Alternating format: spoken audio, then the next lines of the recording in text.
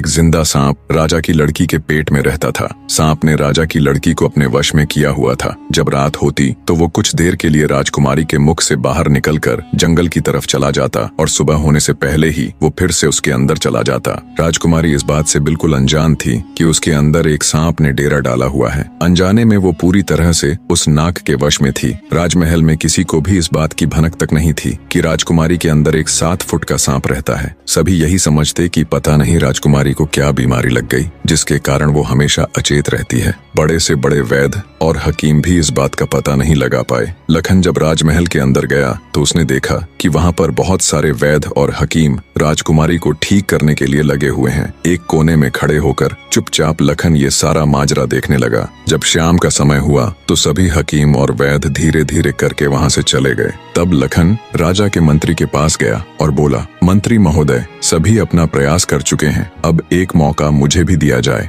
लखन की बात सुन मंत्री उसे अपने साथ ले राजा के पास जाता है और लखन का प्रस्ताव राजा के सामने रखता है। बेचारा हर तरफ से निराश हो चुका राजा एक बार अनमने ढंग से लखन की तरफ देखता है, फिर दुखी मन से कहता है, बताओ तुम मेरी बेटी का इलाज किस प्रकार करोगे। लखन राजा को प्रणाम कर बोला, महाराज, मुझे एक रात अपनी बेटी के साथ ठहरने की इजाजत दीजिए, तभी मैं किसी नतीजे पर पहुंच सकूंगा। एक बात और महाराज, मैं बिल्कुल एकांत में राजकुमारी के साथ रहना चाहता हूँ, तभी मैं अच्छे से ध्यान लगाकर राजकुमारी जी की बीमारी का पता लगा पाऊंगा। लखन की आत्मविश्वास भरी बातों से राजा के मन में हल्की सी उम्मीद जागी। उसने लखन को रात में राजकुमारी के साथ एकांत में रुकने की इजाजत दे दी। राजा की इजाजत मिलते ही लखन राजकुमारी के कक्ष में गया और उससे कुछ दूर एकदम चुपचाप बैठकर उसे देखने लगा। जैसे ही रात के 12 बजे का समय हुआ तो अचेत अवस्था में पड़ी हुई राजकुमारी के मुंह से सांप बाहर निकला और महल के परिसर से होता हुआ जंगल की ओर चला गया। ये सब देख लखन दंग रह गया। वो बिना कुछ हरकत किए चुपचाप वहीं बैठा रहा। जब रात का आखिरी पहर खत्म होने को आया तब वो सांप वापस लौटा और राजकुमारी चंद्रकला के मुख से होता हुआ पूरा उसके अंदर समा गया। दम साधे लखन ये सारा माजरा देखता रहा। सारा माजरा देख उसे समझते देर न लगी